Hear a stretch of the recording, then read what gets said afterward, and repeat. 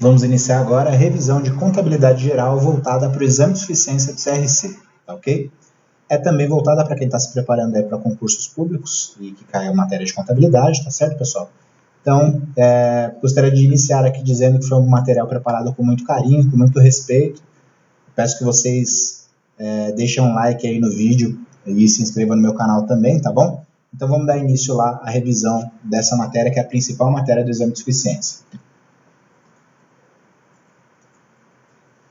Começando aqui pela introdução, pessoal. Quem sou eu, né? Eu vou falar aqui sobre quem sou eu, qual é a minha posição aí no mercado de trabalho.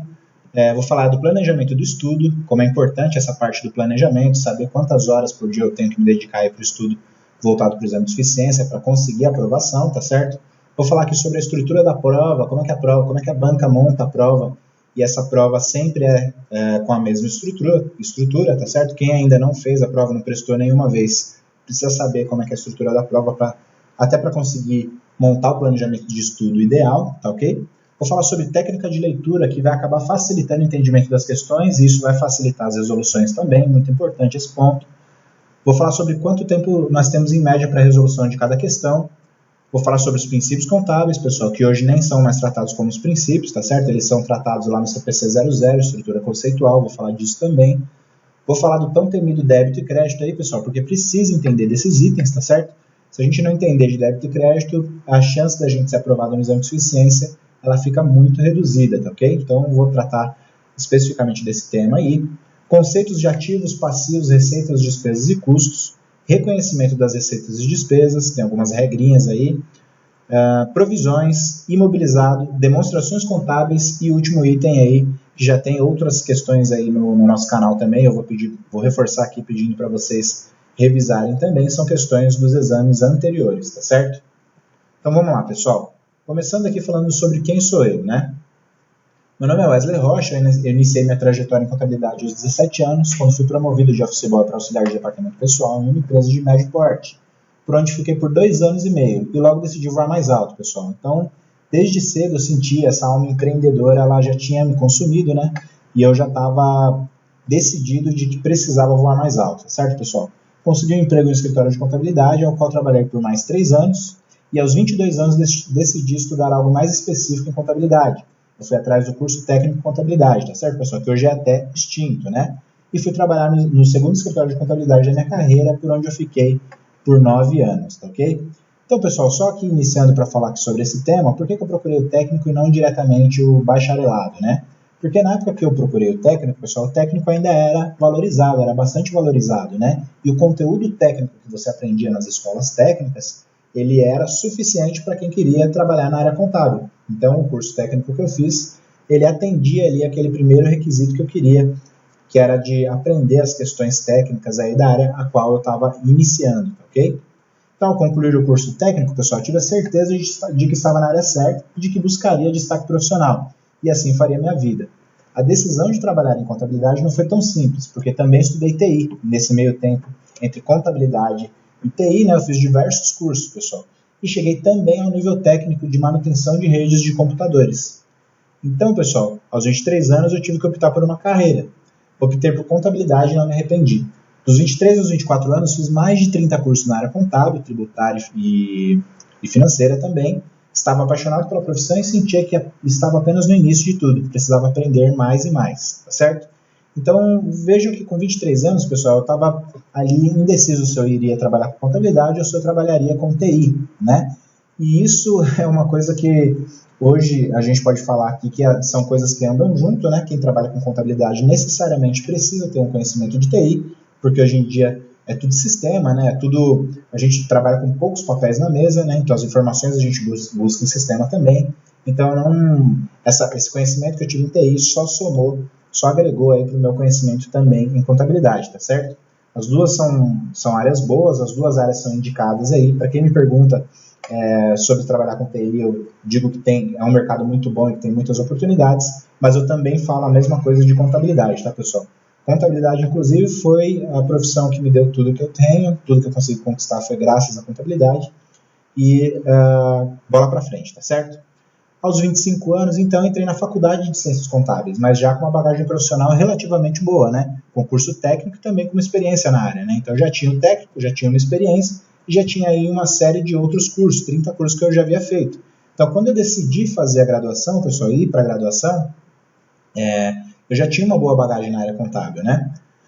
Me formei, prestei o exame de suficiência quando estava no 6º semestre e fui aprovado com 32 acertos, pessoal. Esses 32 acertos, eu estudei, claro, né? Eu estudei um pouco, né? Naquela época, como é que eu levei esse assunto do exame de suficiência, né? Nós formamos um grupo de estudo na sala, de 5 pessoas, e aí, com esse grupo de 5 pessoas, nós nos reunimos aqui no escritório por umas 2 ou 3 vezes, e juntos ali discutimos alguns itens que nós tínhamos mais dúvidas, fazíamos as resoluções e chegando em respostas diferentes a gente discutia juntos aí. Então foi muito válido esse estudo também e ajudou no nosso acerto. Não foi isso que foi primordial para a nossa aprovação, tá, pessoal?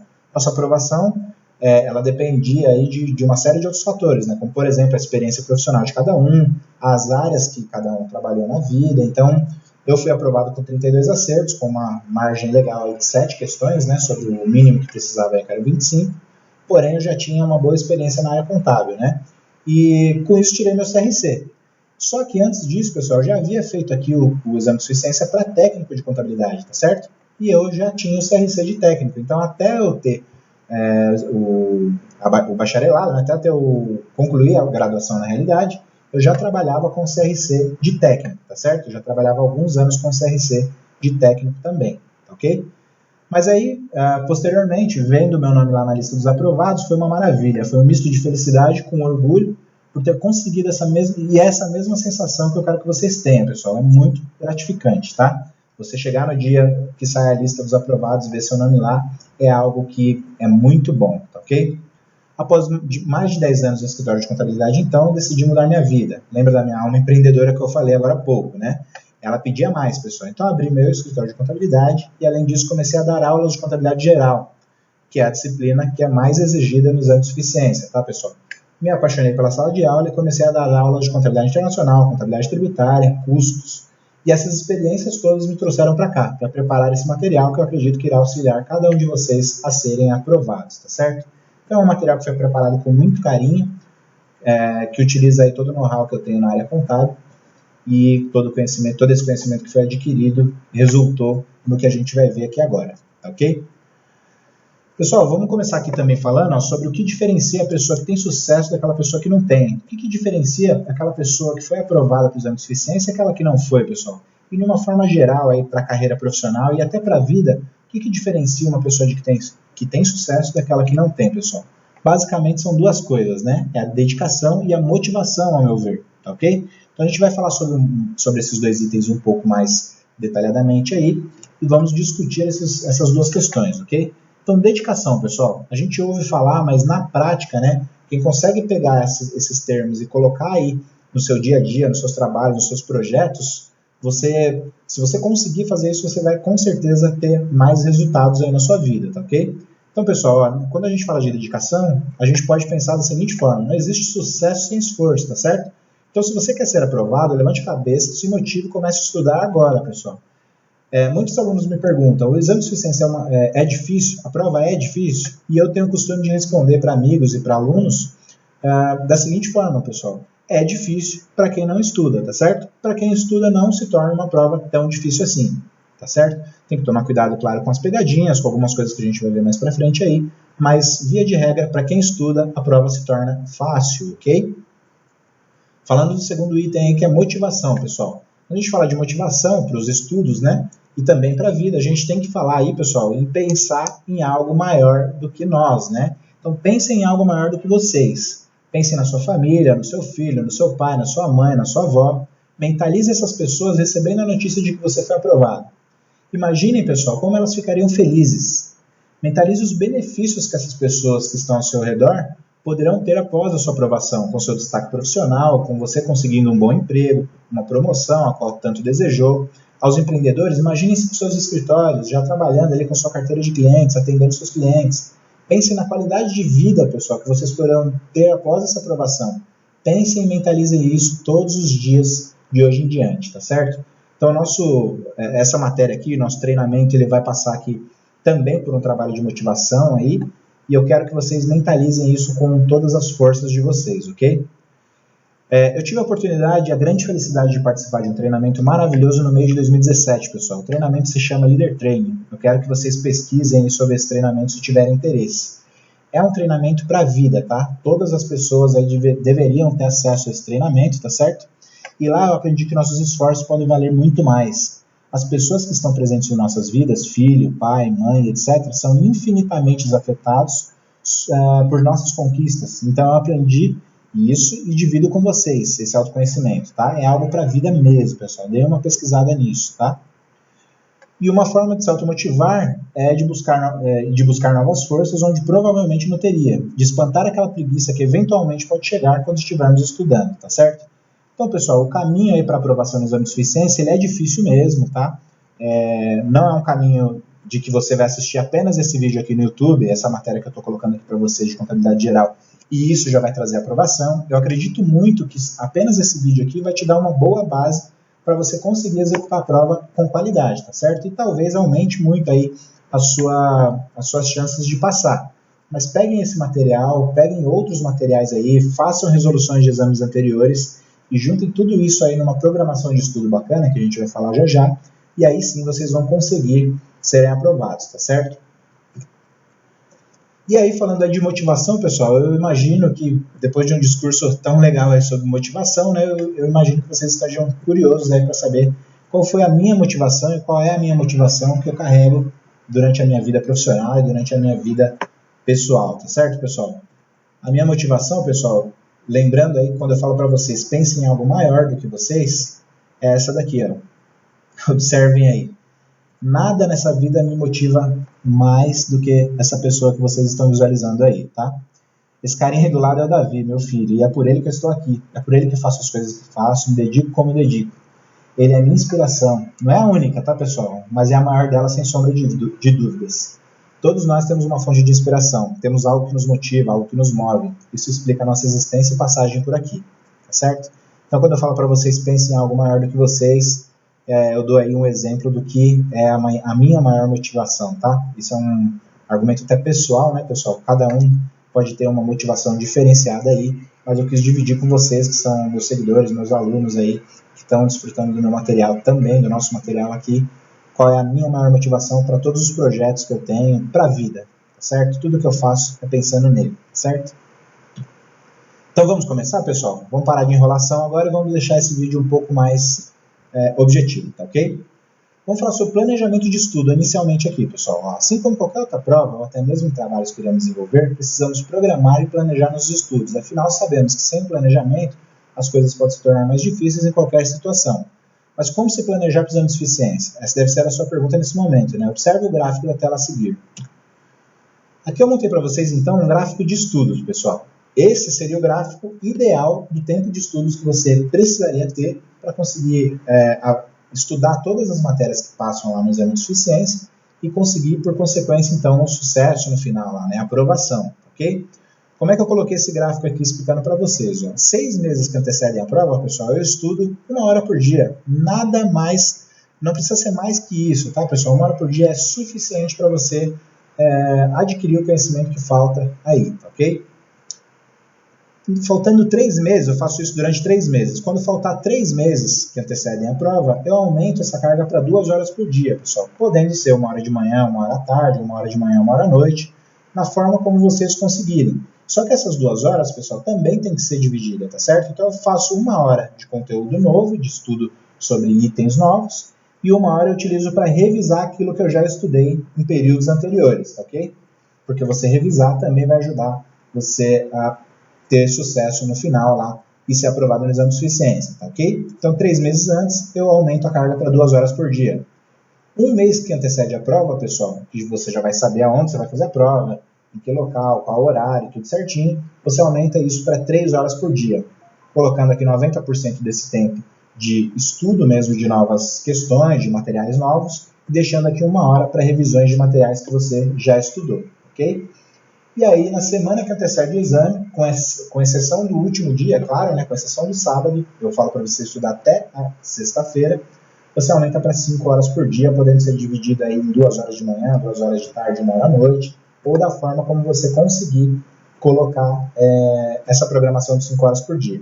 Se você fizer esse planejamento de estudo, pessoal, você vai estudar todas as matérias que caem no exame de suficiência, com foco em contabilidade geral, é claro, e vai conseguir fazer isso de forma que atenda também você para ser aprovado no exame de suficiência e te atenda para que você entre no mercado de trabalho com conhecimento teórico, né, e até um pouco técnico sobre as matérias de contabilidade para quem não tem experiência ainda, tá ok? Então esse seria um gráfico, pessoal, de estudo ideal. Eu sei que é muito difícil a gente conseguir aplicar isso, né, pela correria que a gente tem no dia a dia, mas lembrem lá da motivação, do foco. A gente tem que ter foco para os estudos para conseguir a aprovação, tá certo? Muitas pessoas aí são reprovadas no exame de suficiência, eu vou falar aí um pouquinho mais para frente sobre as taxas de reprovação, mas observem que se vocês conseguirem utilizar aí esse gráfico com um estudo, de tempo de estudo, vocês vão conseguir ser aprovados no exame de suficiência, tá certo? Então, eu peço para que vocês tentem fazer dessa forma. Se não conseguir se planejar com 6 meses de antecedência, se planejem com 3 meses, que já é um tempo bacana, tá bom? O que não seria recomendado, pessoal, de jeito nenhum, seria esse tipo de gráfico. Então, com 6 meses eu não estudei nada, com 3 meses que antecede a prova eu também não estudei nada, com 1 mês que antecede a prova eu dou ali uma lida, numa coisinha ou outra, vejo um vídeo no YouTube, por exemplo, e na semana que antecede eu jogo lá uma carga absurda de estudo, a qual eu não vou conseguir ter um bom aproveitamento. 90% das pessoas que fazem a prova, pessoal, fazem dessa forma aqui, e não à toa que as taxas de reprovação do exame de suficiência têm sido muito alta a cada exame, tá certo? Então vamos procurar tentar seguir esse gráfico aqui e esquecer esse tipo de gráfico aqui quando a gente falar de programação de estudo, tá certo?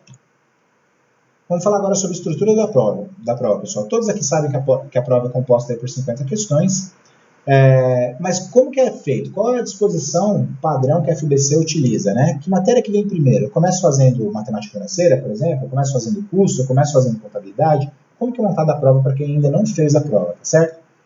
Todos sabemos que contabilidade geral cai bastante, mas quantas questões em média cai por exame? Então são questões importantíssimas que a gente tem que falar aí, tá ok? Falando também sobre a estrutura da prova, pessoal, para quem não é da área contábil, é importante falar, ou seja, para quem trabalha no fiscal, no RH ou no legal, a prova acaba sendo um pouco mais difícil mesmo. E por esse motivo que o número de aprovado também tem sido verdadeiramente baixo. Observe o gráfico abaixo então, pessoal. Prometi que ia falar para vocês aqui sobre o número de aprovados, tá? Vamos nos ater aqui, pessoal, aqui nessa coluna, tá certo? Percentual de aprovados. E aqui a gente vai fazer uma breve discussão aqui, uma breve análise também. Então, no segundo exame de 2017, que foi o último, tá? Apenas 27,2% foram aprovados. No exame anterior, que foi o primeiro de 2017, 25,26% foram aprovados. No anterior, que foi o primeiro de 2016, aliás, o segundo de 2016, 21% foram aprovados. Observe que nesses 3 últimos exames não chegou a 30%.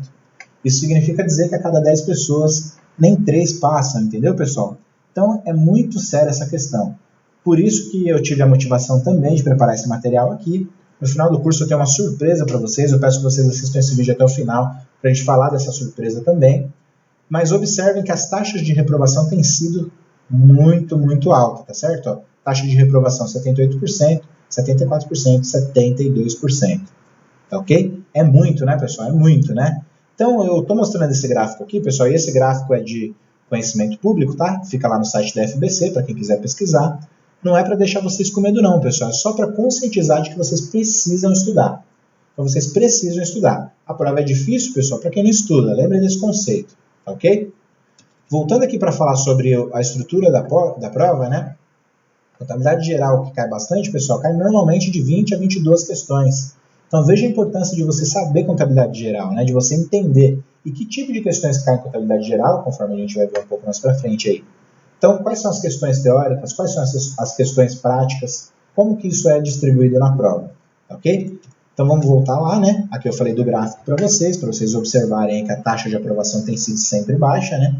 E foi isso que me motivou a preparar esse material aqui para vocês. No entanto, então, pessoal, não há motivo para desespero. Basta entendermos que precisamos planejar nossos estudos, conforme foi dito anteriormente aí, de forma que tenhamos o conhecimento das matérias que nos faltam.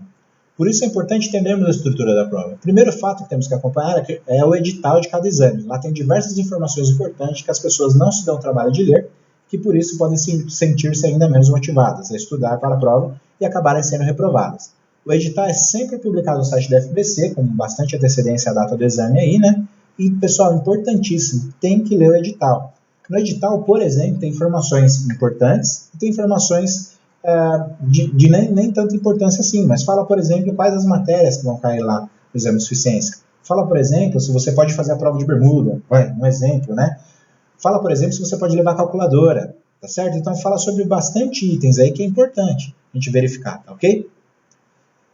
Agora, pulando aqui um pouco para a técnica de leitura das questões, pessoal, é uma técnica bem simples, porém que tem um resultado extraordinário, tá ok? É importante começar dizendo que não é uma técnica ideal que será aplicada para todos com êxito, tá ok? Essa técnica funcionou para mim e eu vou passar essa mesma técnica para vocês, tá certo?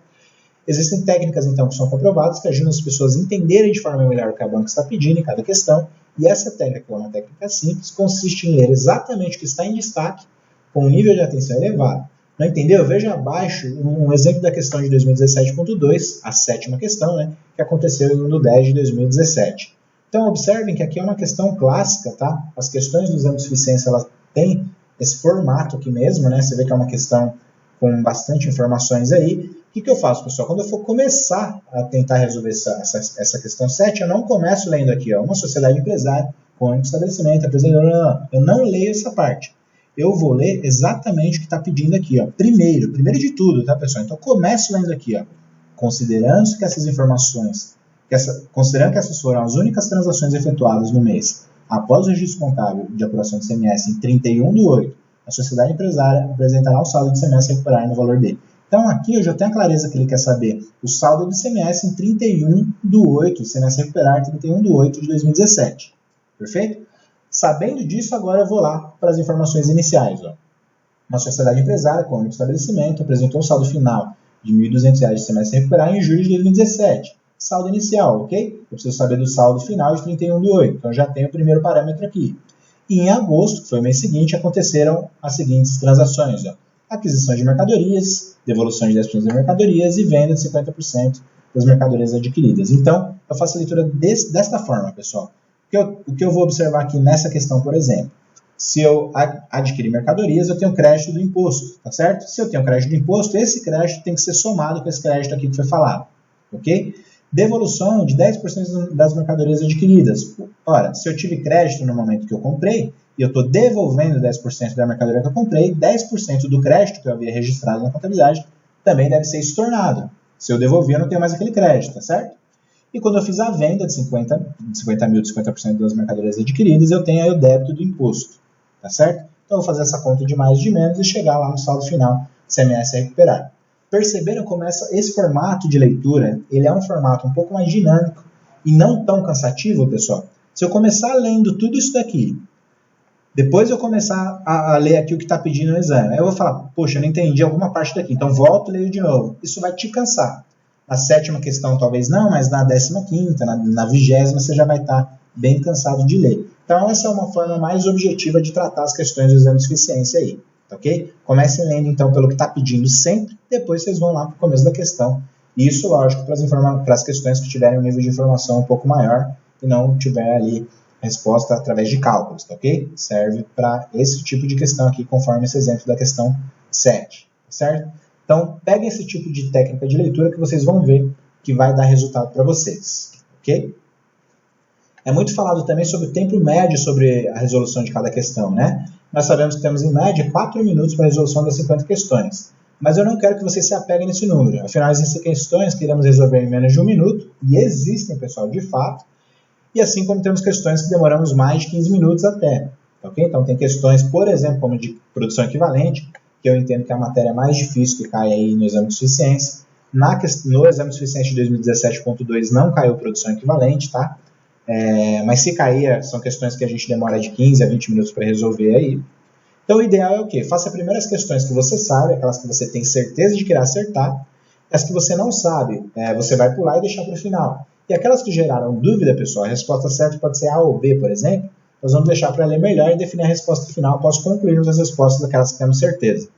Então, o que eu vou fazer? Eu vou resolver primeiro todas as questões que eu sei, ou aquelas que eu tenho bastante segurança de que eu acertei. Fiz isso da 1 até a 50, aí eu vou voltar nas questões que eu tive dúvida. Então, aquelas que eu marquei que pode ser A ou B, ou A ou C, ou D ou B, nessas questões que eu vou ali ler com um nível maior de atenção e também chegar na resposta. E vou deixar por último aquelas que eu realmente não sei, que foram matérias que eu acabei não estudando, não é esse o ideal, mas pode acontecer, né? E eu deixo por último lá, para se for o caso até você marcar de forma a chutar aí no gabarito, ok? O importante é não deixar nenhuma questão sem marcar, tá certo? E utilizar essa regrinha aí para resolver todas as questões, ok? O que a gente tem que fazer, pessoal, para ter sucesso aí, né? Então, é estudar contabilidade geral, estudar a contabilidade geral com foco na teoria e na prática, tá certo? Quando eu falo de teoria, vocês têm que começar, pessoal, não basta estudar só, mas começar estudando o CPC 00, que é a estrutura conceitual. Então, lá, por exemplo, na estrutura conceitual, no CPC 00, você vai ver muitos conceitos, cai questões teóricas. Nesse último exame de 2017, por exemplo, caíram 3 ou 4 questões teóricas falando do CPC 00, citando ali a estrutura conceitual. Então, é importantíssimo ler. Ler, pessoal, 5, 6 vezes se for necessário. Marque os itens que vocês tiverem dúvida ali, estudem mais aprofundadamente nesses itens que vocês tiverem dúvida, mas é importantíssimo colocar aqui que vocês precisam estudar o CPC 00, estrutura conceitual, para a elaboração das demonstrações contábeis, ok? Então, se você está iniciando agora os estudos para o exame de suficiência que vai acontecer lá em meados de março de 2018, eu diria para você começar estudando o CPC 00. Estudar de fato, tá, pessoal? Entender os termos que estão escritos ali, que estão transcritos, né? E também fazer resolução da última prova que aconteceu aí, pelo menos, de todas as questões, tá ok? Fazendo isso, você vai aumentar muito suas chances de passar no exame de suficiência. Na estrutura conceitual, no CPC 00, pessoal, nós temos alguns itens aí. Eu trato como princípios contábeis, né? Muitos professores ainda tratam como princípios contábeis. No CPC 00, ele está lá, ele não traz mais como princípios contábeis, tá certo? E ele vai trazer aí como características qualitativas da informação contábil, tá ok? Quais são essas características, então? Nós temos 2 tipos de características. As características fundamentais, ou seja, de muita importância, tá certo? Que tem a relevância, a materialidade e a representação fidedigna. A gente vai abrir um pouquinho mais desses itens. E temos as características de melhoria. Melhoria do quê? Ela melhora as características fundamentais, ok? Então, seria comparabilidade, verificabilidade, tempestividade e compreensibilidade. Pessoal, vai por mim. Cai questão teórica, todo exame de suficiência sobre esses itens aqui, tá certo? Então, estudem com bastante carinho, bastante cuidado e entendendo esses conceitos, tá certo? Vamos falar então, começar falando aqui sobre características fundamentais, pessoal. Relevância, né? O que seria relevância? Informação contábil e financeira relevante é aquela capaz de fazer a diferença nas decisões que possam ser tomadas pelos usuários. A informação pode ser capaz de fazer diferença em uma decisão, mesmo no caso de alguns usuários decidirem não levar em consideração ou já tiver tomado ciência de sua existência por outras fontes. Então, resumindo aqui, pessoal, para ficar de uma forma mais didática, a informação relevante é aquela que é capaz de alterar a opinião de quem está analisando as demonstrações contábeis. Então, imagine que vocês estão analisando uma demonstração contábil e aí tem um item lá que foi omitido no balanço patrimonial de uma empresa. A sua opinião sobre aquela informação contábil, sobre aquele balanço, a sua confiabilidade, por exemplo, é alterada com base naquela informação que foi omitida? Se essa informação for alterada, então ela é relevante, tá certo? Perceba que isso é um conceito muito subjetivo, né? Porque uma informação que é relevante para A pode não ser relevante para B. Por exemplo, se eu der um exemplo aqui de que R$1.000 é relevante numa demonstração contábil, deixo essa pergunta aí no ar para vocês. O que vocês acham, pessoal? R$1.000 é relevante ou pode não ser relevante? Depende do que eu estou comparando. Com o que eu estou comparando esses R$1.000, tá certo? Então, se R$1.000, por exemplo, de um ativo imobilizado, representar ali 0,01 do total do ativo imobilizado, ele não é relevante. Portanto, eu poderia desconsiderar ou considerar em notas explicativas esse item. Agora, se R$1.000 ele for 50% do meu ativo imobilizado, por exemplo, ele vai ser uma informação relevante. Perceberam o grau e o nível de dificuldade que tem, pessoal? Então, quando a gente fala de relevância, não vamos pegar aquele conceito generalizado, tá certo? Vamos analisar com maior nível de detalhe, né? Relevante para quem? Com o que eu estou comparando aquela informação? Aí eu vou conseguir chegar aí na relevância, se é relevante ou não, ok? Materialidade, pessoal, também tem a ver com relevância aí, né? A informação é material se sua omissão ou divulgação distorcida puder influenciar decisões que os usuários tomam com base na informação contábil e financeira, acerca de entidade específica que reporta a informação, Em outras palavras, pessoal, a materialidade é um aspecto de relevância específica da entidade, baseado na natureza ou na magnitude, ou em ambos, dos itens para os quais as informações estão relacionadas no contexto do relatório contábil financeiro, de uma entidade em particular. Consequentemente, não se pode especificar um limite quantitativo uniforme para a materialidade, ou predeterminar o que seria julgado material para uma situação particular, ok? Ou seja, a materialidade a gente também, assim como a relevância, analisar o caso a caso, depende da situação, perfeito? Dando continuidade aqui, representação fidedigna. Os relatórios contábeis financeiros representam o fenômeno econômico em palavras e números. Para ser útil, a informação contábil não tem só que representar um fenômeno relevante, mas tem também que representar com fidedignidade o fenômeno que se propõe a representar. Para ser representação perfeitamente fidedigna, a realidade retratada precisa ter 3 atributos, pessoal. Ela tem que ser completa, neutra e livre de erros, tá certo? É claro que a perfeição é rara, se de fato alcançável. O objetivo é maximizar os referidos atributos na extensão do que seja possível. Ou seja, aquela informação contábil que eu estou demonstrando ali, a gente parte do pressuposto de que está tudo correto, né? Que ela é completa, primeiro não está faltando nenhum dado, segundo ela é neutra, né? Ela não está ali para demonstrar um resultado que visa aí um favorecimento de alguma das partes, seja de quem está analisando a demonstração contábil, seja do sócio dessa empresa, e ela é livre de erro, tá, ok? Então, a representação fidedigna representa dessa forma aí.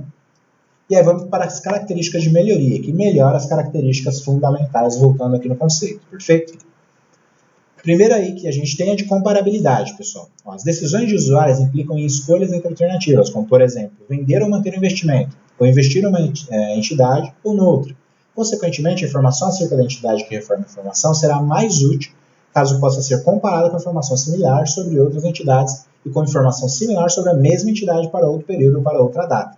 Então, imagine vocês que eu tenho aí uma empresa, que eu apresento o balanço patrimonial de uma empresa e, num primeiro momento, analisando apenas um ano daquele balanço patrimonial, eu identifico que aquela empresa ela está com uma situação favorável, tá certo? Só que eu preciso, pessoal, analisar essa informação com uma base comparativa. Então, uma regra contábil fazer a base comparativa. Observem que sempre nos balanços publicados aí que vocês veem em jornal, eu tenho no mínimo 2 anos, né?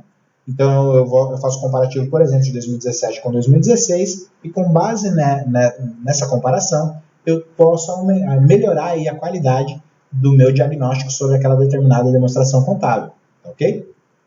Então, comparabilidade é a característica qualitativa que permite que os usuários identifiquem e compreendam similaridade dos itens e diferença entre eles. Diferentemente das características qualitativas, a comparabilidade não está relacionada com um único item. A comparação requer, no mínimo, 2 itens, perfeito? Então, eu posso comparar 2 anos, 3 anos ou até mais, dependendo. Eu posso comparar contas, grupo de contas, toda a demonstração contábil. De repente, posso comparar o balanço, de repente, posso comparar o balanço, DRE. Então, é bem livre e quanto mais eu tiver informações para serem comparadas, mais rica fica aí o diagnóstico e a opinião que a gente emite sobre um determinado balanço de uma empresa. Perfeito? É uma característica aí complementar, né? Verificabilidade, pessoal. A verificabilidade ajuda a assegurar aos usuários que a informação representa fidedignamente o fenômeno econômico que se propõe a apresentar. A verificabilidade significa que diferentes observadores, cônscios independentes, podem chegar a um consenso, embora não conseguem necessariamente o completo acordo. Quanto ao retrato de uma realidade econômica em particular, ser a representação fidedigna. Informação quantificável não necessita ser um único ponto estimado para ser verificado. Uma faixa de possíveis montantes com as probabilidades respectivas pode também ser verificada. A verificação pode ser direta ou indireta. A verificação direta significa um montante ou outra representação por meio de observação direta, como, por exemplo, por meio da contagem de caixa. Certo? É um tipo de verificabilidade aí. Verificação indireta significa checar os dados de entrada do modelo, fórmula ou outra técnica de recalcular os resultados obtidos por meio da aplicação da mesma metodologia. Um exemplo da verificação do valor contábil dos estoques por meio de checagem dos dados de entrada, quantidades e custos, por meio de recálculo do saldo final dos estoques, utilizando a tempestividade, tá ok? E aí temos no último item a tempestividade, pessoal. Significa que ter a informação disponível para tomadores de decisão a tempo de poder influenciá-los em suas decisões. Em geral, a informação mais antiga é aquela que tem menos utilidade, ou seja, se eu apresentar uma demonstração contábil com dados de 5 anos atrás, essa informação é intempestiva, ela não tem tanta importância para mim, ok? Então, se eu tenho um dado para ser registrado na contabilidade, pessoal, quanto mais rápido eu apresentar esse dado para a contabilidade, mais tempestiva ela é e mais ela atende a esse critério da tempestividade e melhora a qualidade da informação contábil, ok? Contudo, então, certa informação pode ter o seu atributo de tempestividade prolongado após o encerramento do período contábil, em decorrência de alguns usuários, por exemplo, necessitarem identificar e avaliar as tendências, tá certo? Então, esse é o conceito aí de tempestividade. Temos a compreensibilidade, que é classificar, caracterizar e apresentar a informação com clareza e concisão, tornando-a compreensível para quem está analisando as demonstrações contábeis, tá certo? Certos fenômenos são inerentemente complexos e não podem ser facilmente compreendidos. A exclusão de informações sobre esses fenômenos dos relatórios contábeis financeiros podem tornar a informação constante em referidos relatórios mais facilmente compreendida. Contudo, referidos relatórios seriam considerados incompletos e potencialmente distorcidos. Então, o maior nível de informação que eu conseguir atribuir para aquela demonstração contábil, eu estou atendendo aí a característica de compreensibilidade, ok? Então, quanto mais rica for a informação, eu tenho uma qualidade melhor também dessa mesma informação, tá certo? Agora a gente vai falar sobre o regime de competência, né, pessoal? Que é o regime que é aceito na contabilidade. A gente tem o regime de competência e o regime de caixa. Eu vou explicar um pouquinho sobre o regime de caixa depois também, que não é permitido para quem fala de contabilidade. Tudo que a gente for ver relacionado à contabilidade, a gente vai sempre atribuir ao regime de competência. Sempre, ok? Existe um item que fala sobre regime de caixa, mas é um item tributário, pessoal. Não vamos confundir. A gente vai ver sobre esse item aí um pouco mais para frente, tá ok? Então, o regime de competência é o regime aceito na contabilidade e diz que os atos e fatos devem ser registrados no momento em que ocorrerem, independente dos recebimentos ou pagamentos. Por exemplo, pessoal, uma empresa que comprou caminhão para as suas atividades em 1 de 10 de 2017, porém combinou com o fornecedor que o pagará em 15 de 12 de 2017, segundo o princípio da competência, tem que reconhecer esse fato no momento que ocorreu, ou seja, 1 de 10 de 2017. Ainda que a nota fiscal não seja emitida aqui, ainda que eu não tenha nenhuma documentação hábil aí, né? Eu vou correr atrás dessa documentação depois. Então, eu vou ter que registrar isso no momento em que ocorreu de fato, tá certo? Portanto, o lançamento contábil para essa operação, coloquei aqui só para ter a teoria ligada também à prática aqui, ficaria um débito de uma conta de imobilizado, que é uma conta de ativo, tá certo? E um crédito de contas a pagar, que seria uma conta do passivo, uma obrigação. A gente vai falar desses itens aí um pouco mais para frente também, ok? Quando que eu farei esse registro, pessoal? Faria aqui em 1 de 10 de 2017, que foi quando, de fato, essa empresa comprou esse caminhão, nesse exemplo, tá ok? Então, quando a gente falar de regime de competência, vocês vão atribuir esse regime de competência sempre para a contabilidade, nunca regime de caixa, ok? E sempre que tiver, nas questões que vocês estiverem resolvendo, no material que você estiver estudando sobre competência, pessoal, você desvincula, ou sobre contabilidade, melhor colocando, né? Você desvincula os fatos de pagamento ou recebimento. A contabilidade está acima dos pagamentos e recebimentos, tá certo? Então, não é porque pagou ou recebeu alguma coisa que esses fatos serão registrados na contabilidade.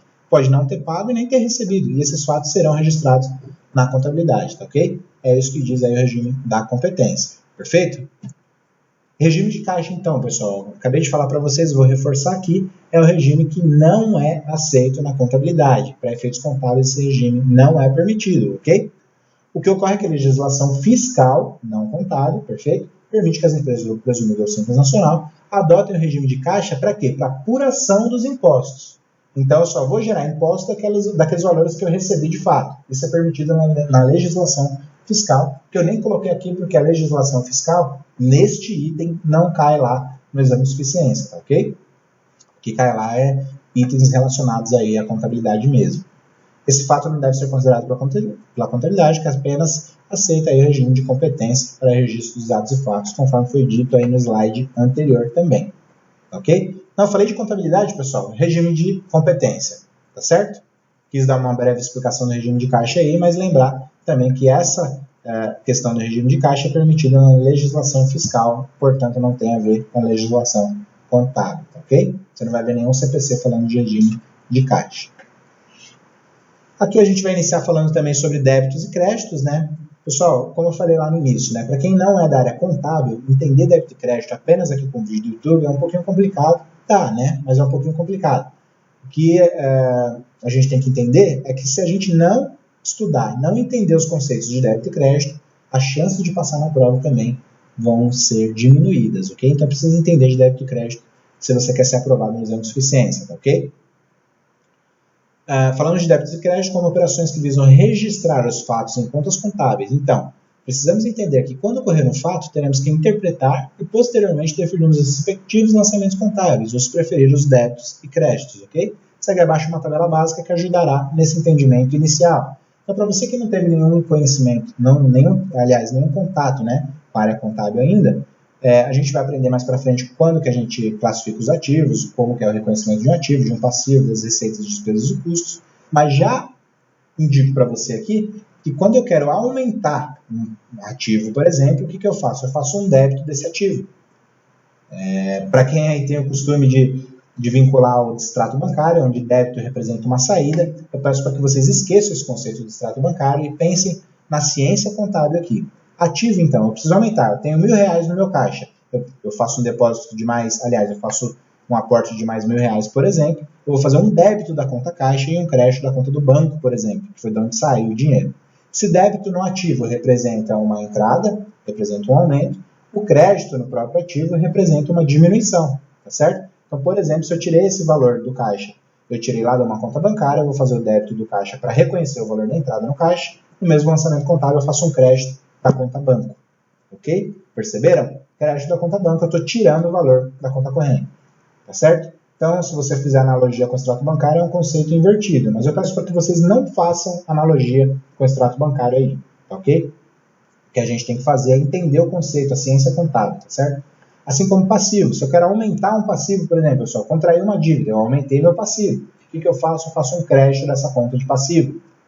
Vamos supor que eu paguei uma dívida, um imposto, então eu diminuí o passivo. Como é que eu faço diminuição do passivo? Eu faço um débito dentro do passivo, certo? Receita, pessoal, só pode aumentar, tá certo? Então eu vendo, faço devolução, mas a devolução dessa venda ela não é controlada na mesma conta de receita. Uma conta redutora da receita que a gente vai ver um pouco mais para frente também. Então, se eu quero aumentar a receita, eu faço créditos de receita. E se eu tenho custos e despesas aqui, eu vou fazer aumento dessas custos de despesas, fazer o reconhecimento de custos de despesas, eu sempre farei um débito, tá certo? Então, mentalizem essa tabela aqui, gravem ela aí na mente de vocês. Quando vocês se verem na situação de ter que fazer lançamentos contábeis, vocês, lembrando dessa tabelinha aí, vão ter um pouco mais de facilidade de entender os conceitos de débitos e créditos em cada um desses grupos aqui da contabilidade. Perfeito? É isso aí, pessoal. Vamos estudar também com base nisso, ok? O exemplo prático, então, de débito e crédito, né? E também cai assim no exame de suficiência, tá, pessoal? Eu fiz uma coisa bem parecida com o que já caiu no exame de suficiência. Uma sociedade empresária adquiriu mercadorias para revenda no valor de 50 mil. Neste valor já estava incluso ICMS na alíquota de 18%. A mercadoria foi paga a prazo. Qual o lançamento contábil que representa a correta representação contábil do fato acima? Então, eu desconsiderei data aqui, por exemplo, só para ficar mais fácil, tá certo? E aí eu fiz os lançamentos contábeis aqui. Só é importante falar que para todos os débitos existe um crédito de igual valor, tá ok? Observe que ele comprou a mercadoria por 50 mil, mas existe ICMS recuperável que está falando aqui de 18%, ok? Então, esses 18% eu tenho que abater do valor da mercadoria e reconhecer numa conta à parte de ICMS a recuperar, tá certo? Dentro do grupo de impostos a recuperar. Então, o que foi para estoque, pessoal, é somente 41 mil. Por quê? Porque 9 mil que estava dentro de 50 mil é imposto a recuperar e eu tenho que controlar numa conta diferente de estoque, tá certo? Então, 9 mil que é imposto a recuperar eu controlo em uma conta de imposto a recuperar. 41 mil foi o que de fato foi para estoque, tirando a parte dos impostos, e faço um crédito de fornecedores aqui. Se você somar os dois débitos com o crédito que teve, você vai chegar nos 50 mil de débito e 50 mil de crédito, tendo aí partes iguais para esse lançamento contábil, tá certo? É assim que se faz. Coloquei de propósito aqui esse lançamento para vocês entenderem aí como é que funciona a ciência contábil, ok? Se não tivesse aí mencionado aqui o imposto, por exemplo, se fosse só a mercadoria livre de imposto, por exemplo, eu não faria esse daqui, e aí nesse lançamento da conta de estoque seria 50 mil. Nós teremos um débito de 50 mil e um crédito de fornecedores de 50 mil, ok? Então esse é o exemplo aí clássico de uma contabilização que é pedido no exame de suficiência, certo? Façam esse exemplo e façam outros também. Através da resolução das questões do exame de suficiência, vocês vão se deparar com diversos momentos aí para fazer lançamento contábil como esse aí, ok? Agora a gente vai entrar numa parte muito importante aqui, que são os conceitos de ativo passivo, receitas, despesas e custos, tá certo? São conceitos que vieram aí com a Lei 11.638 da Contabilidade Internacional um pouco mais ricos, né? Antigamente a gente tinha um conceito de ativo que era somente bens e direitos. Isso não mudou, tá, pessoal? O conceito de ativo, na verdade, o conceito mudou, né? Mas ativo contempla bens e direitos, tá certo? Agora, o conceito não é bens e direitos. A gente vai ver um pouquinho mais para frente aí. Passivo, por exemplo, antigamente era visto como obrigações. Obrigações faz parte do passivo, tá, pessoal? Mas não é o conceito de passivo, assim como ocorre também com receitas, despesas e custos. E agora a gente vai ver esses conceitos de maneira mais completa mesmo, tá, okay? Como está na norma e é como tem que ser respondido no exame de suficiência, caso vocês se deparem com esses tipos de questões. O que é um ativo, então, pessoal? Olha só, antigamente era visto como bens e direitos, olha como é que é agora o conceito de ativo. Ativo é um recurso controlado pela entidade como resultado de eventos passados, do qual se espera que fluam futuros benefícios econômicos para a entidade. Pessoal, eu quero falar sobre um item aqui, antes de entrar no conceito de ativo, que vocês vão ver no exame de suficiência que a banca sempre coloca entidade, não coloca empresa, não coloca pessoa jurídica, não coloca nada desses termos. Trata sempre como entidade. Por que entidade, pessoal? Porque a contabilidade, ela pode ser a contabilidade de uma pessoa jurídica, uma empresa, tá certo? Um CNPJ, e ela pode também ser a contabilidade de uma pessoa física. Então, como é que a banca trata uma pessoa física e jurídica? Ela trata como entidade, certo? Entidade, ela resume aí se é uma pessoa física ou uma jurídica, ou ambos, tá ok? Então, vamos lá. Ó. É um recurso controlado pela entidade como resultado de eventos passados, do qual se espera que fluam futuros benefícios econômicos para a entidade. Exemplo, duplicados a receber é um exemplo de ativo, estoque é um exemplo de ativo, aplicações financeiras é um exemplo de ativo, e imobilizado é um exemplo de ativo. Impostos a recolher, pessoal. Aí não é um ativo, seria um passivo. Tá certo? A gente vai ver mais para frente também. Então, recurso controlado pela entidade. Duplicados a receber estoques aplicações financeiras imobilizado Todos eles atendem esse conceito. Como resultado de eventos passados, pessoal. Duplicados a receber quer dizer que eu já executei uma venda no passado. Estoques quer dizer que eu já fiz uma compra no passado. Aplicação financeira quer dizer que eu já fiz uma aplicação financeira no passado. E imobilizado quer dizer que eu já adquiri esse imobilizado no passado. Perfeito? Do qual se espera que possa fluir futuros benefícios econômicos para a entidade. Então, duplicados a receber. Se eu vender, gera benefício econômico futuro? Sim. Estoques, pessoal, se eu realizar esse estoque, se eu receber aqui, né? O estoque, se eu realizar esse estoque, se eu vender o estoque, gera benefício econômico futuro? Sim. Aplicações financeiras, pessoal. Se eu resgatar essa aplicação, gera benefício econômico futuro? Benefício econômico, dinheiro, né? Sim. E o imobilizado, se eu fizer a realização do imobilizado ou a venda do imobilizado, ele também vai gerar benefício econômico futuro para a entidade, ou através mesmo da produção, nem da venda, tá, pessoal? Através da produção. Então, por exemplo, vamos imaginar que eu tenho uma máquina e essa máquina produz um determinado item que eu vendo.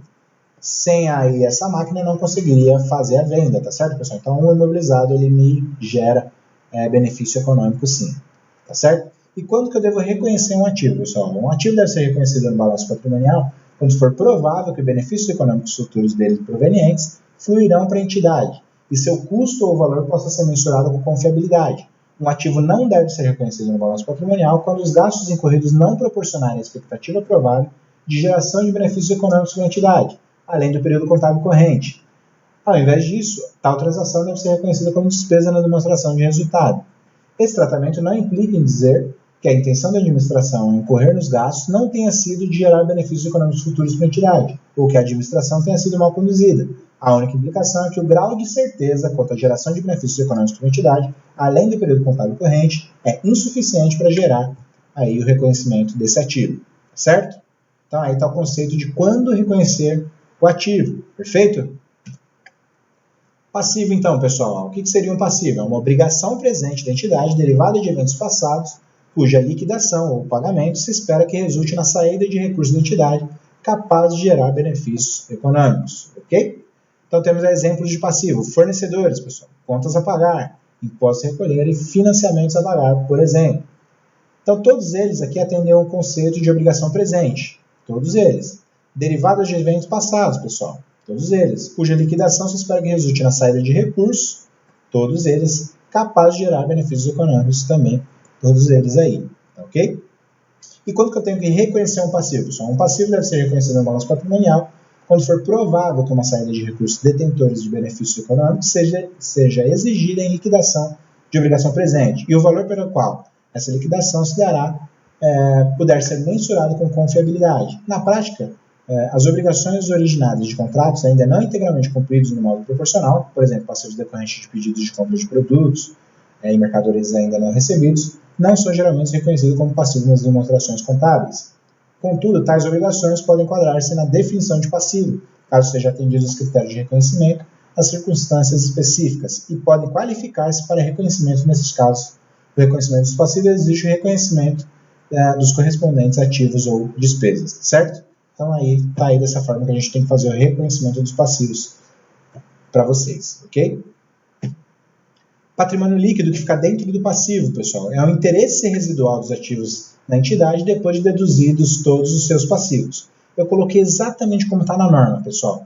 Por que eu coloquei? Porque, coincidentemente, nesse último exame de 2017.2, caiu exatamente uma questão que falava sobre essa questão do patrimônio líquido. O que seria o patrimônio líquido? E estava lá em uma das respostas, vocês podem pesquisar aí, até no meu próprio canal também, que era o interesse residual nos ativos da entidade. Eu acho que esse conceito de interesse residual é muito bem definido, porém pode gerar dúvida aí para quem está se formando agora e está prestando exame de suficiência. Então, muita atenção aí, tá ok, pessoal? Exemplos aí de patrimônio líquido. Temos capital social, reserva de capital, lucros ou prejuízos e capital a integralizar. Todas essas contas aqui são controladas dentro do patrimônio líquido, ok? Muito importante também falar aqui que patrimônio líquido, pessoal, não é ativo menos passivo, tá certo? A gente tem alguns alunos, né, trazem esse conceito aí da faculdade, mas tem que tomar muito cuidado. Se você falar que patrimônio líquido é igual a ativo menos passivo, simplesmente, você vai sempre dizer que o patrimônio líquido é igual a zero. Então, por quê? Porque o patrimônio líquido fica dentro do passivo. Se eu estou falando que ativo menos passivo é o patrimônio líquido vai ser zero. Na realidade não, né, pessoal? É ativo menos o passivo com terceiros, tá ok? Porque o patrimônio líquido representa um passivo perante aos sócios, tá certo? Então, passivo perante aos sócios aí dessa empresa. Então, ativo menos passivo de terceiros, chegamos no valor do patrimônio líquido, ok? Por isso aí o conceito de interesse residual nos ativos da entidade, depois de deduzir todos os seus passivos com terceiros, excluindo o próprio patrimônio líquido, é claro. Tá certo? Conceitos falados aí. Vamos para o próximo item, então, que seriam receitas, pessoal. São aumentos nos benefícios econômicos durante o período contábil sob a forma de entrada de recursos, ou do aumento de ativos ou diminuição de passivos, que resultam nos aumentos do patrimônio líquido, e que não estejam relacionados com a contribuição dos detentores de instrumentos patrimoniais. Ok? Quanto que eu tenho que reconhecer uma receita? A receita deve ser reconhecida na demonstração do resultado, quando resultar em aumento dos benefícios econômicos futuros relacionado com aumento de ativo ou com diminuição de passivo, e puder ser mensurado com confiabilidade. Isso significa que, na prática, o reconhecimento da receita ocorre simultaneamente com o reconhecimento do CPC 00, revisão 1, ativos ou da diminuição de passivos, por exemplo, aumento líquido nos ativos originados da venda de bens, serviços ou decréscimo do passivo originado do perdão de dívida se pago. Perfeito? Então, essa é a regrinha para o reconhecimento da receita. Observem esse item de reconhecimento da receita, pessoal. Em momento nenhum a norma traz para a gente aqui que nós devemos reconhecer uma receita através da emissão de nota fiscal. Vocês perceberam que o reconhecimento da receita não está vinculado à nota fiscal? Muitas das pessoas que trabalham em escritório de contabilidade têm a mania de fazer o reconhecimento da receita pela emissão da nota fiscal. Só que observe que a norma não traz isso, tá certo? Então, no exame de suficiência, muito cuidado, porque vai tratar lá, por exemplo, sobre um contrato, sobre uma venda, onde já foi identificado com bastante propriedade aí que vai gerar benefício econômico futuro, e não vai falar de nota fiscal, porém você vai ter que fazer o reconhecimento da receita, mesmo sem a nota fiscal, tá certo? A norma não fala aí de nota fiscal, e se você for para um entendimento aí contábil, pessoal, não tem que falar mesmo, né? Porque nota fiscal é um documento fiscal, que atende aos critérios fiscais. Aqui a gente está falando somente de contabilidade. Lembra desse detalhe aí, tá ok? Perfeito? Vamos então para as despesas e custos, pessoal. Definição de despesas abrange tanto as perdas quanto as despesas propriamente ditas, que surgem no curso das atividades usuais da entidade. As despesas que surgem no curso das atividades usuais da entidade incluem, por exemplo, os custos das vendas, os salários, depreciação, e geralmente tomam a forma de desembolso ou redução de ativos, como caixa equivalente de caixa, estoques e ativo imobilizado.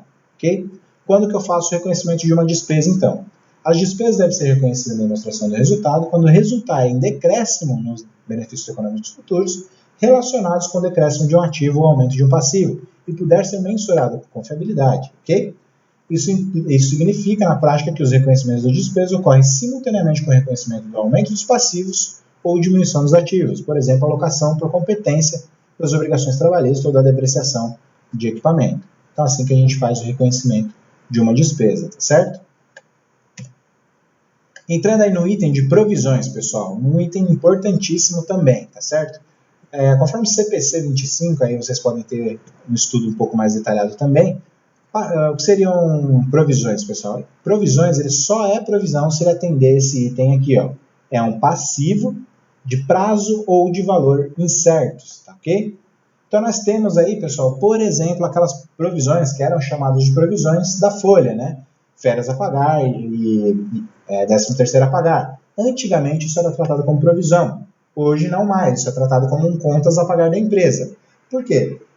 Se eu estou falando de férias e 13º a pagar, pessoal, eu estou falando de um passivo, tá certo? Mas eu estou falando de uma coisa que eu conheço o prazo, tanto das férias quanto do 13º. E eu conheço o valor também. As férias e o 13º são calculados com base no salário do funcionário que eu conheço. Então, essas contas aí que eram controladas como provisões, elas não podem ser controladas mais como provisões, visto que provisão só vai ser provisão quando for um passivo de prazo ou de valor incerto, ok? Então, muito cuidado aí com esses conceitos. Se o item que está sendo julgado não atender esses critérios, não será reconhecido como uma provisão. Aí será reconhecido ou como uma despesa ou com algum outro detalhe aí no balanço patrimonial ou no resultado, tá certo? Então, muito importante falar desse item aí, esse conceito de provisões para vocês. Vamos falar sobre imobilizado, que todo exame de suficiência também cai questão de imobilizado. Ok, pessoal? Então, o que seria imobilizado, pessoal? Ó, é o item tangível que, primeiro, é mantido para uso na produção ou fornecimento de mercadorias ou serviços, para aluguel a outros ou para fins administrativos e se espera utilizar por mais de um período. Então, para atender o conceito de imobilizado aí, tem que atender essas duas questões aí, tá ok? Existe também uma regra, uma lei contábil, né, que fala do valor, a partir de qual valor que a gente pode considerar como ativo, mas é uma regra fiscal também, que é a partir de R$ 1.200. No exame de suficiência não é tratado dessa forma. Então, atender o critério de ativo imobilizado, a gente não fala de valor, tá ok, pessoal? Você esquece o que está lá na 12973, que é uma lei fiscal, inclusive, fiscal e contábil, né? E considera somente esses itens aqui. É mantido para uso na produção, fornecimento de mercadorias ou serviços, ou para aluguel aos outros, ou para fins administrativos, e se espera utilizar por mais de um período. Isso é cumulativo, tem que ser os dois itens, ok, pessoal? Esse E que está aqui, no nosso português, vocês sabem que soma, tá certo? Valor recuperável ainda dentro do imobilizado aí, pessoal, é o maior valor entre o valor justo menos os custos de venda de um ativo e o seu valor em uso, tá certo? Esse é o valor recuperável, muito importante entender esse conceito, que também cai aí no exame de suficiência. Valor residual, pessoal, de um ativo é o valor estimado que a entidade obteria com a venda do ativo, após deduzir as despesas estimadas de venda, caso o ativo já estivesse a idade e a condição esperada para o fim de sua vida útil. Valor residual, pessoal, a gente pode definir o valor residual no momento que a gente compra um ativo também. Se a gente, por exemplo, compra lá uma máquina de R$1 milhão e define que ao final da vida útil a gente vai recuperar dessa máquina com a venda dela, por exemplo, R$100 mil, eu não posso depreciar esses R$100 mil, que é o valor residual. A legislação fiscal não permite que eu faça aí a depreciação desse item, então eu tenho que tirar esse valor da depreciação, ok? Vida útil, pessoal, é o período de tempo durante o qual a entidade se espera utilizar o ativo, ou o número de unidades de produção, ou de unidades semelhantes que a entidade espera. Então, esse é o conceito de vida útil de um ativo, ok? E depreciação, pessoal, é a alocação sistemática do valor depreciável de um ativo ao longo de sua vida útil, por algum tipo de método, né? Então, nós temos o método das cotas constantes, tá certo? Ou o método aí que é mais conhecido da depreciação linear, ok? É a mesma coisa, a gente fala cotas constantes ou linear, é a mesma coisa, ok? Já caiu no exame de suficiência como cotas constantes e também como linear, até para confundir. Temos aí o método da soma dos dígitos, que é um método contábil. Todos os métodos que a gente vê no exame de suficiência são métodos contábeis, tá, pessoal? O que é permitido na legislação fiscal é o método da linear, o método das cotas constantes, ok? E a própria Receita Federal tem uma tabela lá que diz quais são os percentuais a serem considerados como valor de depreciação. Se a gente tiver uma depreciação diferente do que está lá na Receita Federal, a gente tem que fazer ajustes contábeis para não gerar diferença nos impostos a serem calculados. tá ok? Mas a depreciação a ser definida aí como um item da contabilidade pode ser aí de qualquer percentual, não obrigatoriamente ela tem que seguir aquela tabelinha da Receita Federal, tá ok? Importante falar sobre isso também, esse item aí também. Dando continuidade aqui, pessoal, agora a gente vai falar sobre as demonstrações contábeis, que é muito importante e também cai em todos os exames de suficiência. Nesse item, pessoal, eu vou procurar mostrar para vocês qual é a estrutura das demonstrações contábeis que caem no exame de suficiência, né? A gente vai falar do balanço patrimonial, dos balancetes, DRE, DMPL, DVA, DFC, DRA e também das notas explicativas, ok? Fala, professor, como assim notas explicativas? Sim, notas explicativas fazem parte das demonstrações contábeis. Notas explicativas, pessoal, é obrigatório em qualquer demonstração contábil, ok? Para vocês que trabalham na área e não fazem nota explicativa, vocês não estão aí seguindo as regras contábeis ideais, tá ok? Então, balanço patrimonial, por exemplo, é o relatório que registra as contas patrimoniais das entidades, ou seja, as contas de ativo, passivo e patrimônio líquido apenas, ok?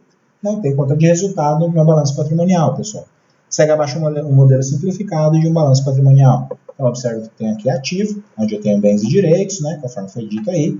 Tenho passivo, onde eu tenho obrigações, e tenho patrimônio líquido, que faz parte do capital próprio.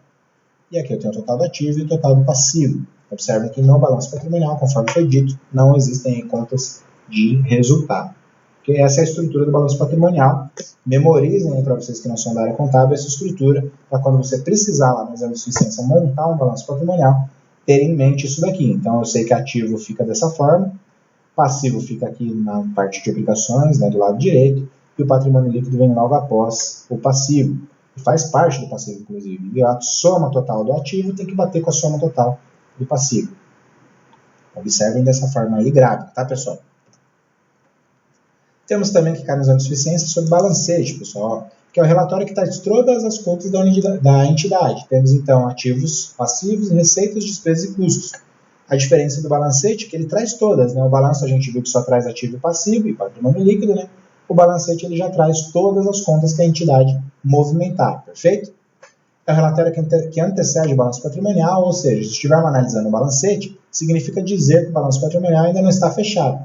O balancete serve para análise gerencial dos tomadores de decisão da entidade e também para o contador conferir os saldos registrados na contabilidade. Segue um modelo de balancete. Então ele tem aqui o balancete de verificação em uma data específica, que seja a data que você quer fazer a conferência ali. Temos as contas, se são devedoras ou corredoras, e os totais, que vai bater sempre aqui, total de débitos com total de créditos, ok? Então, o balancete é mais um relatório para verificação, muito utilizado aí pelos empresários, também muito utilizado por quem é responsável pela escrituração contábil. No momento que você está fechando as demonstrações contábeis, é normal você imprimir aí os balancetes para fazer a conferência dos saldos, dos lançamentos contábeis e etc. Ok? DRE, pessoal, demonstração do resultado, né? A demonstração do resultado que traz apenas contas de resultado, perfeito? Aí está muito claro, né? Ou seja, as contas de receitas, despesas e custos. Na demonstração de resultado, nós não vamos ver aí contas de ativo, de passivo e de patrimônio líquido, ok? A DRE nos fornece as informações do lucro ou prejuízo de um determinado período e com ela podemos comparar as receitas de determinados períodos com base nas comparações, podemos auxiliar os gestores nas tomadas de decisões. Abaixo o modelo aí de uma DRE, certo? Então eu tenho uma receita bruta aqui, menos os impostos, que são deduções da venda, chega na receita líquida, menos o CMV, tá certo? Que é custo, né? Chega no lucro bruto e assim por diante até chegar lá no lucro líquido, tá certo? Importante falar que essa é uma demonstração de resultado utilizada aqui no Brasil, né? E que as normas internacionais de contabilidade, pessoal, ela começa utilizando aqui o parâmetro da receita líquida, ou seja, ela desconsidera os impostos, ok? Aqui para a nossa norma contábil, é até uma discrepância você desconsiderar 80 mil, que vai representar um valor significativo perante os 300 mil, né? Então a gente faz a apresentação dessa forma aqui, ok? DMPL, pessoal, demonstração das mutações do patrimônio líquido.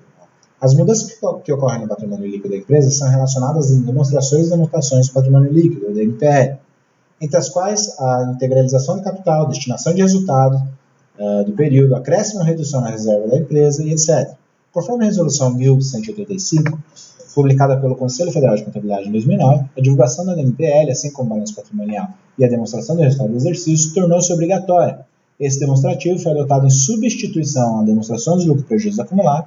Os dados que constavam na DLPA foram integrados à DMPL. Ou seja, pessoal, anteriormente eu fazia aí a DLPA, e agora eu tenho que preparar aí a DMPL nas demonstrações contábeis de cada exercício social, ok? Quais as principais informações que vão na DMPL, pessoal? Saldo existente no início do período, acréscimo de capital, ajuste realizado de exercícios passados, compensações de prejuízo, destino do lucro líquido do exercício, distribuição de lucros, reavaliação de ativos, redução de capital, resultado líquido do exercício, transferências e reversões de lucros e reserva e saldos finais do exercício, ok? Temos um modelo de DMPL aí na tela para vocês, ó. Observem que aqui tem a conta de capital social, né? E a movimentação dessa conta até o saldo final, que vai ser em 2010. Tem o histórico de 2009 e 2008 aqui. Lucros ou prejuízos acumulados, ó. Nós temos aqui também a movimentação, reserva de lucros e aí o patrimônio líquido também. Tá certo? Então esse é o modelo de uma DMPL aí, a ser demonstrado. Ok? Então se eu tiver lá um exercício no exame de suficiência que fala da DMPL, mas traz contas de resultado, eu sei que ele não vai ser considerado na DMPL aqui. Perfeito? Vamos dar continuidade, então? Temos também a DVA, que nada mais é do que a demonstração do valor adicionado. E a DVA está fundamentada com conceitos macroeconômicos, buscando apresentar a parcela de contribuição que a entidade tem na formação do PIB, né, pessoal? Essa demonstração apresenta quanto a entidade agrega de valor aos insumos adquiridos de terceiro e que são vendidos ou consumidos durante um determinado período. Então, observe aí que a DVA, pessoal, começa pelas receitas, passa aí pelos insumos adquiridos de terceiros, ok?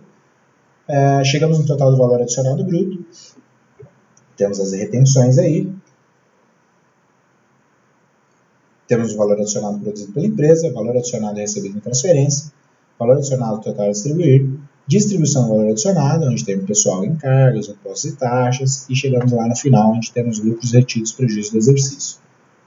Ok? DFC, pessoal, demonstração dos fluxos de caixa. DFC permite saber quais foram as entradas e saídas de dinheiro, perfeito? Que ocorreram num período específico, seja no caixa, nas contas bancárias ou nas aplicações financeiras que a empresa possui com liquidez imediata.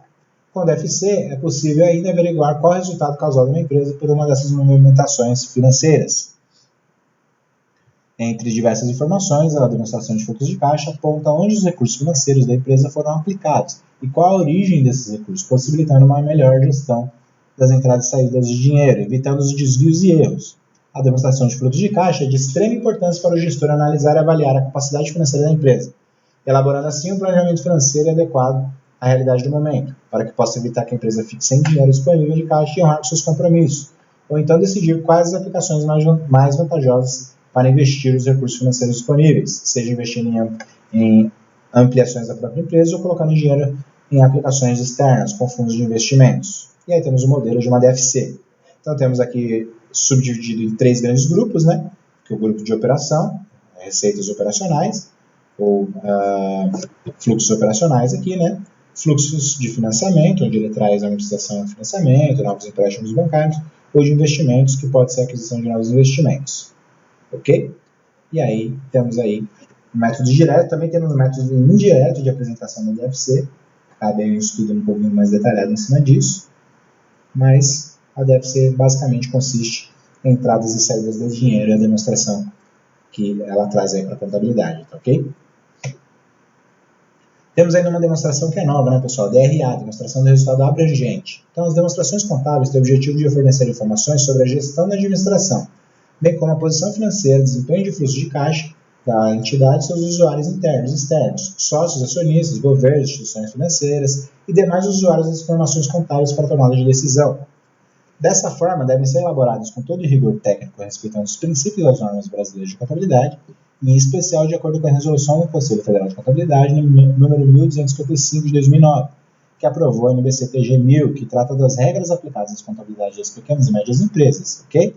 Sendo assim, ao final de cada exercício social, após concluir todos os registros contábeis de receitas e despesas, custos e provisões e demais registros, a administração da sociedade fará elaborar todo o conjunto de demonstrações obrigatórias, sendo balanço patrimonial, demonstração do resultado do exercício, demonstração do resultado abrangente, demonstrações das mutações do patrimônio líquido, demonstração dos fluxos de caixa, demonstrações de lucros ou prejuízos acumulados, ou DMPL no caso, tá certo? Caso sejam exigidas as demonstrações consolidadas, separadas ou combinadas. E aqui eu tenho um modelo de DRA, tá ok? Começa com o resultado líquido, passa por outros resultados abrangentes, variação de reserva de reavaliação, ganhos e perdas do plano de previdência complementar, ajuste de avaliação patrimonial, até chegando no resultado abrangente do período em base comparativa sempre. Vou falar aquelas informações de características de melhoria, ok? Então, passamos aí pela DRA. E por fim, aí falando das demonstrações contábeis, falando das notas explicativas, pessoal. Sim, as notas explicativas fazem parte das demonstrações contábeis. Elas têm diversas finalidades, dentre as principais, então, temos as seguintes, ó. Pessoal, é muito importante falar aqui sobre as notas explicativas, porque muitas pessoas têm dúvida ainda sobre esse item, acerca desse item aqui, e aqui eu quero esclarecer, tá, pessoal? Então, as notas explicativas fazem parte das demonstrações contábeis. Já conversei com alguns colegas de profissão que disseram, não, mas a minha empresa não tem nenhum detalhe que tem que colocar ali em notas explicativas. Então, eu apresentei o balanço sem notas explicativas. Pessoal, tá errado, tá? Notas explicativas fazem parte das demonstrações contábeis. E existem notas que são aplicáveis para todas as empresas, pessoal. Então, tem algumas notas ali que vocês vão ver aqui que são de apresentação para qualquer empresa. Não tem essa de a minha empresa não tem isso, tá certo? Quais são essas, então, pessoal? As principais, inclusive, ó. Nota explicativa aí, ó. Deve apresentar informações sobre a base de preparação das demonstrações contábeis e das práticas contábeis específicas selecionadas aplicadas para os negócios e eventos significativos. Então, aqui nessa nota eu preciso dizer que está de acordo com as normas brasileiras de contabilidade, que os critérios para reconhecimento de uma depreciação, por exemplo, foram os métodos lineares, e dá mais uma série de outras informações aqui, ok?